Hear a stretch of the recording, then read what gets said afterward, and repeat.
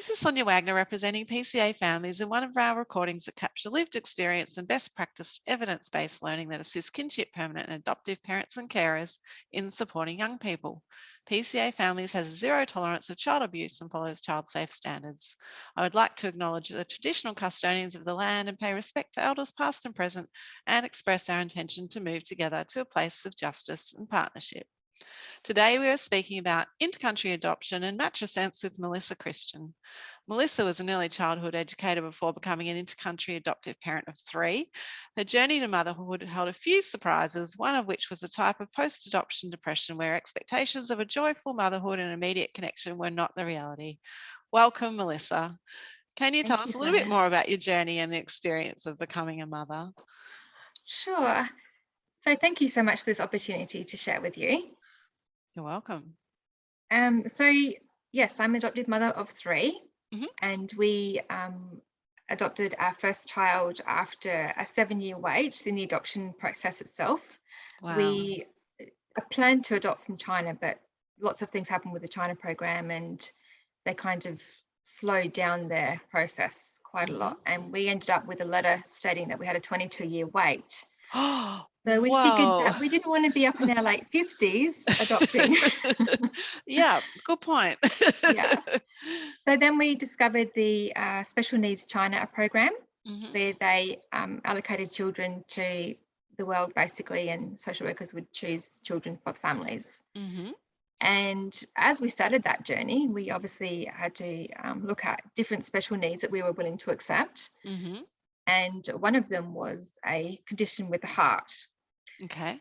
So we waited in this program and nothing seemed to be happening. And then China decided that they're going to upgrade their system, and they did all of that. And it just seemed to be months would lead on to another month and then another month. And it was like, oh my goodness, we've been waiting in this program to adopt for the last 7 years. Oh, wow. Yeah. And prior to that, infertility for the last 8 years before that. So it's just a waiting game, whether you're trying for a child, applying to adopt, etc., etc.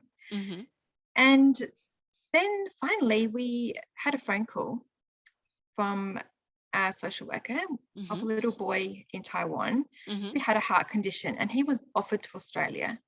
And thankfully, we got accepted.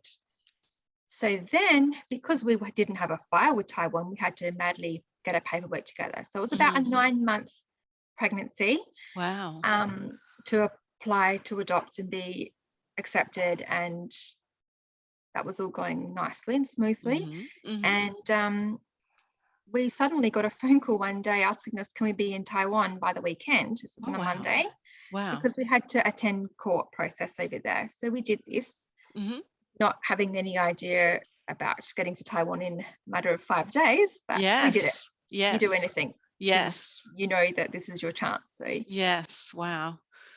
we met our beautiful son, and we spent the 4 to 5 days with him, and we attended the court process. And then, of course, we had to come home because the Australian government doesn't line up with the Taiwanese government in being able to stay there and wait for the process to finish or completion with immigration.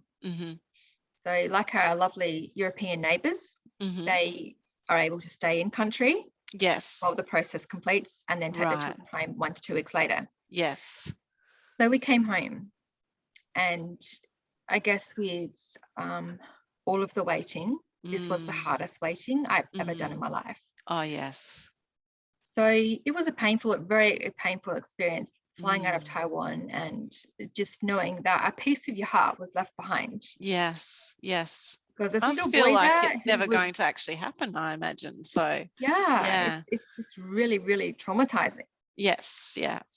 So the 8 weeks was good with the fact that we now knew we'd met our son, and we knew what size clothing he needed. We knew kind of what his interests were. So that was kind of the positive out of it all. Yes. So we could prepare for him coming home. And we roughly knew it was an 8-week wait. And sure enough, it was 8 weeks to the day. Yes. So we were able to fly back there and meet him.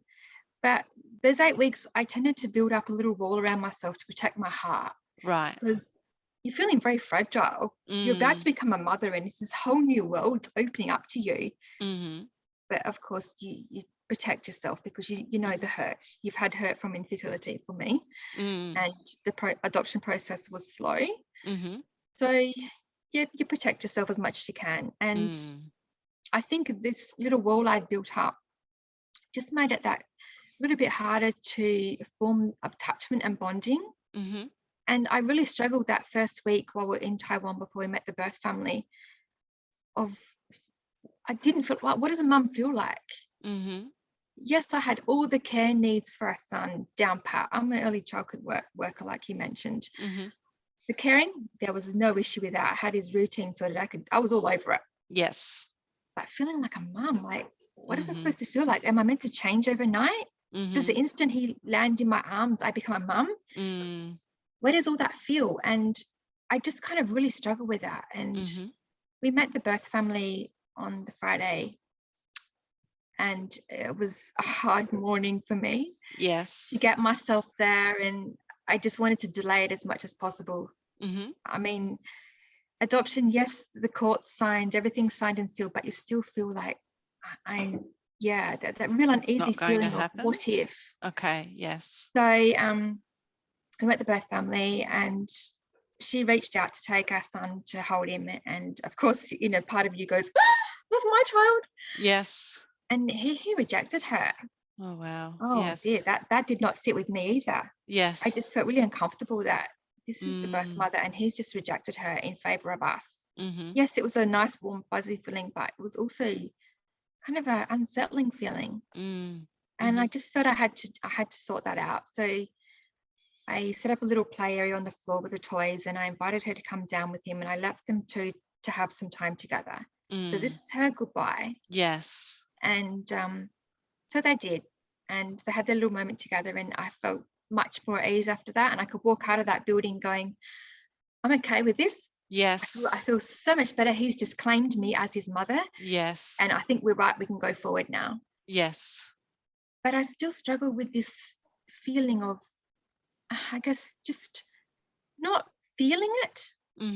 And, as time went by, you kind of put yourself on this, got to have perfection and everything's got to be right. And, you get your social worker check-ins and, oh, yeah, we're great. We're doing awesome. Yep, he's wonderful. This is great. Yes, we're doing this with his speech. And we're doing that with this. And it was all about the child.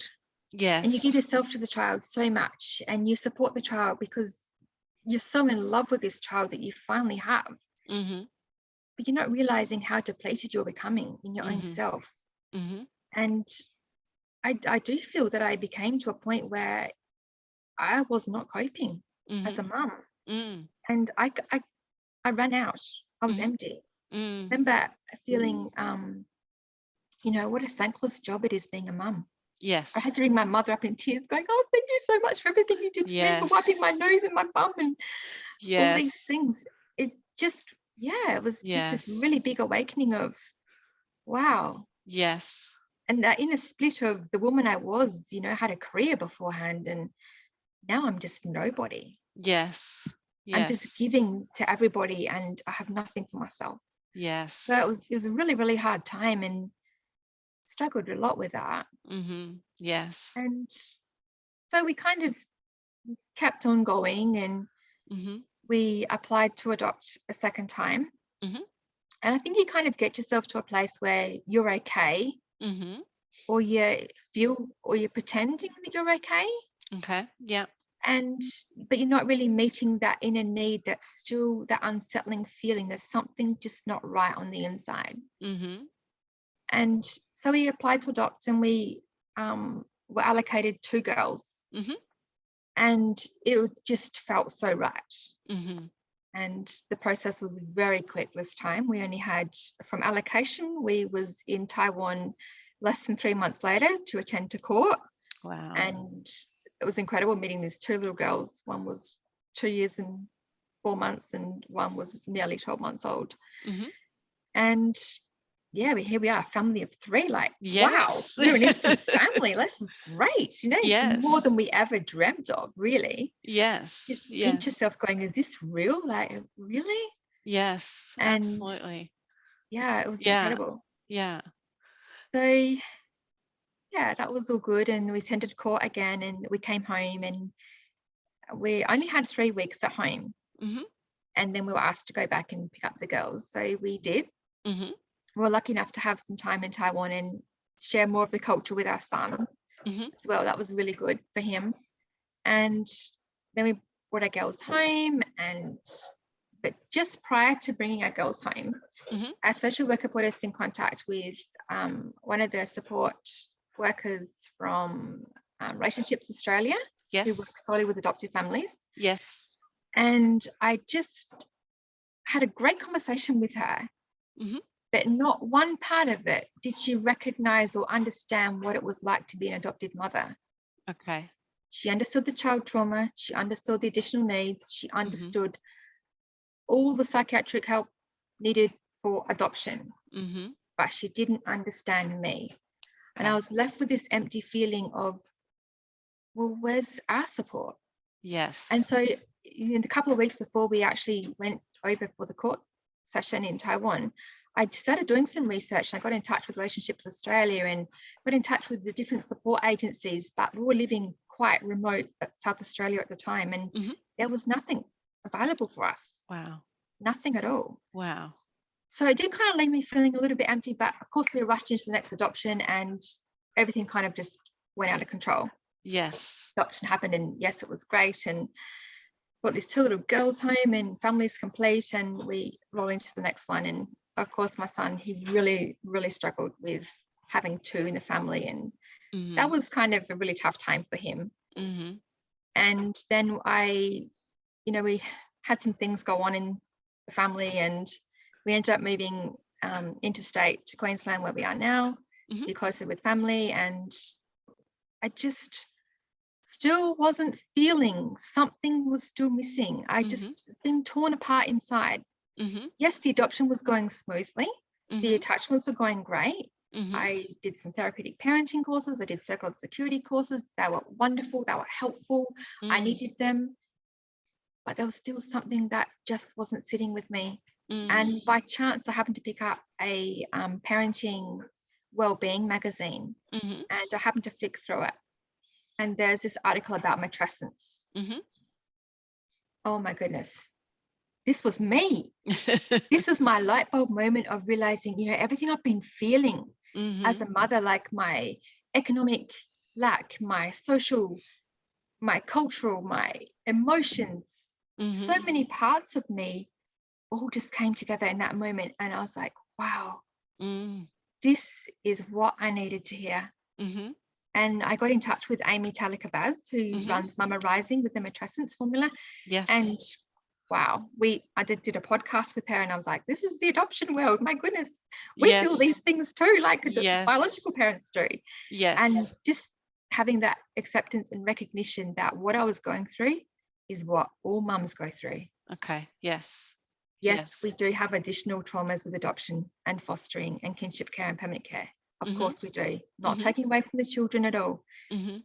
But all mothers feel this same feeling inside, Mm-hmm. whether it's all of the aspects of matrescence or whether it's 1 or 2, and whether it's in the beginning of your mothering experience or whether it's down the track some months, weeks, years later, you will go through some of these feelings. And even your inner spiritual being, everything changes. You are a different person. Yeah. Your whole so life. what is matrescence?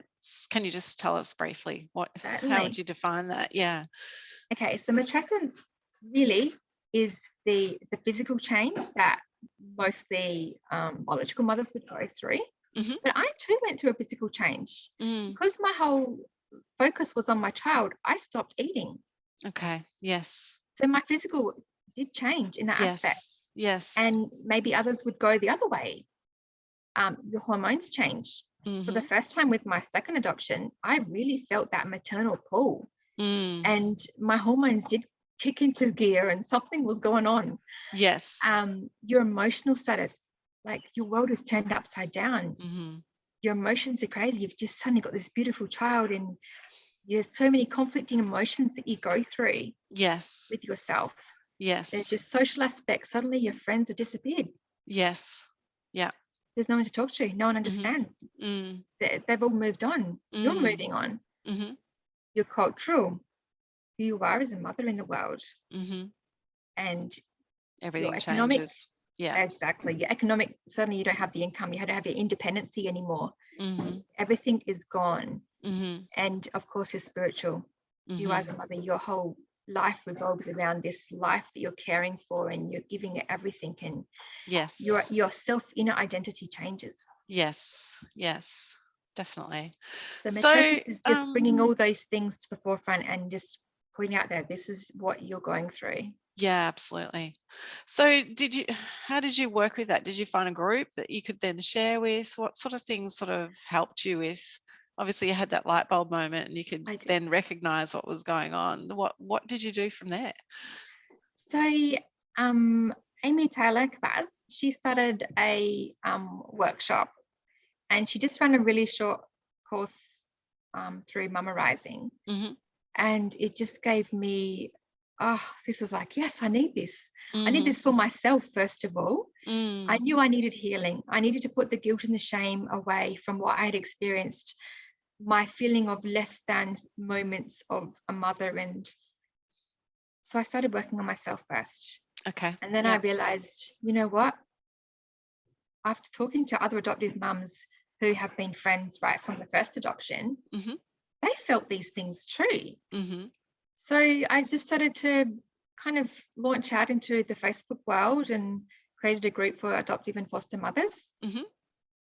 And just started sharing what I was learning. And the feedback I got was like, yeah, I feel this too. And there's lots of different adoption groups out there in the Facebook social world. And you hear some of them talking, it's like, oh, I feel your pain. I know what you're going through. So yeah, just reaching out and just trying to make this a conversation that we can talk about in an open way is really my goal. And that's where I've started from. Yes. Yeah. So it's kind of like that sort of self-care and self-identity that I guess you're kind of making sense of, maybe. So absolutely. Yeah, because I think, yeah, you are right. Like whether you are a biological parent or adoptive or otherwise, so you do lose part of yourself and your identity in the process, and so much of the focus is on the child. So yeah, so where is that space for you, I guess? And it's so important that you are feeling good so that you can give to everyone else in your world and your environment. And I guess there's that extra layer of perfectionism expected when you are the chosen adopted parent. So I think society kind of tends to put us up there. Oh, you must be an amazing person because you adopted. Like, oh, how amazing are you? Like, you're a hero. No, I'm just another mother. This is how my family has come to me, is through adoption. That's my privilege as an adoptive mother. But don't make me feel that I'm better than anyone else. I'm just another mother in the world struggling with motherhood like anyone else is. Yes, correct. So my privilege is my children came to me via adoption or by fostering or by kinship care or by permanent care. That's my privilege, or biologically. Yes. Yeah. So how do we help other parents, permanent carers, kinship carers, foster carers who have similar experiences? The first thing I think is we need to just have this open conversation. It's okay to not be okay. Yes. And the pressure of, in adoptive world especially, you've got to get it right. You can't fail in adoption. The whole world's watching you. We've got to take that pressure off. Yes. You're a mother. You know what's right for your children.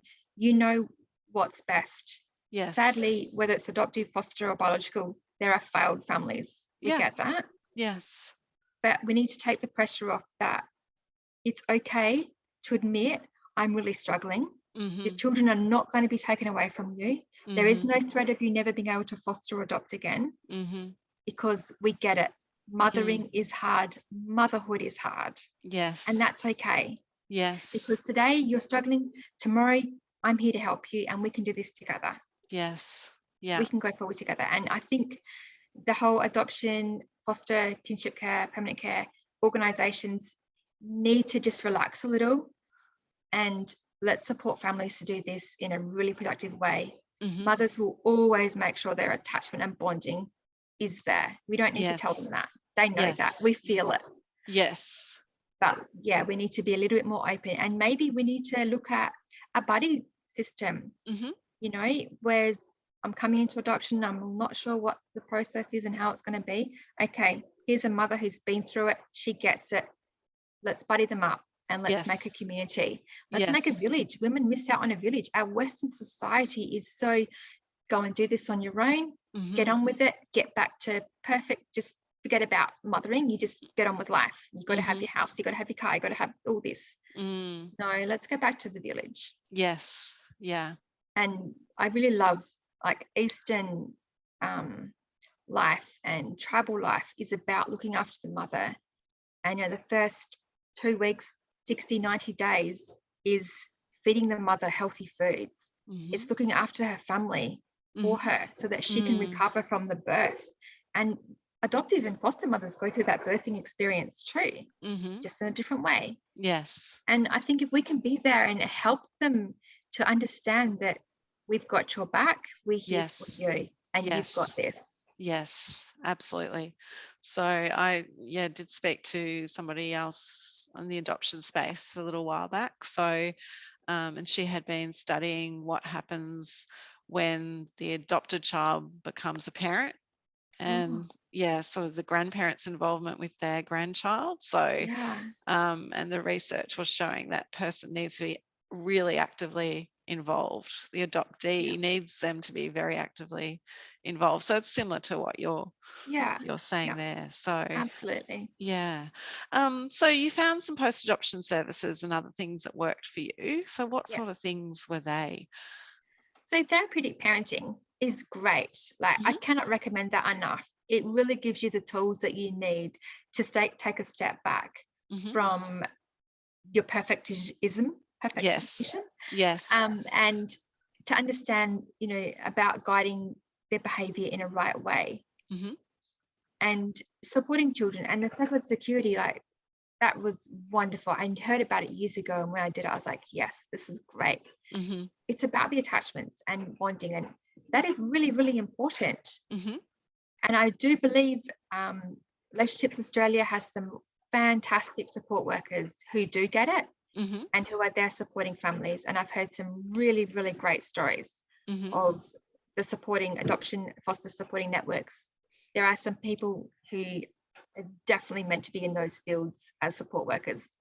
Sadly, there are some that probably should find a different employment option. But overall, I'm hearing some really, really wonderful stories of caring and supporting for mothers. So that's really good. Yeah. Okay, great. They're good tips. So, and what are some things that other expectant mothers on paper should plan for or expect that perhaps you didn't? Matrescence. Okay. Just, I think if we can put that out there, make it a word, give them what it is, just so that they're aware of it. And maybe when they do start to experience it, they'll go, yeah, I remember this now. This is going to be normal. This is okay. Yes. And yeah, just for myself, probably the most help I ever got was talking to other adoptive families. Yes. And even in the workshops we attended pre-adoption, it was hearing the actual adoptive family stories that was like, okay, so that's what it's really kind of like. And yes, I remember even after our first adoption, going back and remembering what we were told. It's like, okay, so yeah, that's okay, that makes sense now. Yes. So I think a lot of those things that are really, really helpful. Yes, to really fully understand it. So joining those peer support groups and Facebook groups and all those type of things. So we certainly run peer support groups where people are very open, and I look at it and go, wow, it's amazing. I wish I had that when I was doing that kind of parenting. So absolutely. Yeah. And are there some other areas that you think we can better support pre or post adoption at all? Just having just really the open conversations that it's not you're not up on a pedestal. Yes. It's not that you're the perfect superheroes of the world. Yes. Just making more a reality and a realism check that going into this, it's not a lot different in your mothering and motherhood experience to any other mother. Yes. I think that's just bring it back to a really normal feel. Yes. It's focus on the sameness maybe as opposed to Yeah, difference. So I think so. The more I've really done some work with Matrescence, I'm really feeling that the connection between the biological mother and the adoptive foster mother is quite similar. Yes. Yes, we do have some extra additional things there. We get that. But the actual mothering experience is not a lot of difference. Yeah, makes sense. Yeah, Is there we've got anything to break that else? barrier down. Yeah. All right, we can help with that. So, and was there anything else that you wanted to talk about today that you haven't had a chance to So I am mention? actually a Mama Rising facilitator, and I do run mother circles for adoptive and foster mothers. Okay. Yeah. So I do have a website if people are Yes. interested in joining Yeah. or being a part of to find out more about my Circle of Grace. Matrescencesupportsisters.com. Okay. Great. We've popped that up in our transcript as well. So yeah. And for a book to read, Mama Rising by Amy Talakabaz is an awesome book that just helps spell out a lot more than what I've mentioned today. Okay, great tips. So, all right, well, there's two things to look for. So, yes. Well, thank you so much for making time for us today. So, really appreciate it. And I think it's really good if we can be talking more openly about all the things that are going on for us internally. So, I think that will be very helpful. So thank you. And to anyone else you're most welcome. Thank you. And to anyone else making the time to listen to this recording, thank you for giving up your valuable time for the benefit of the young people in your life. Until next time, have an amazing week.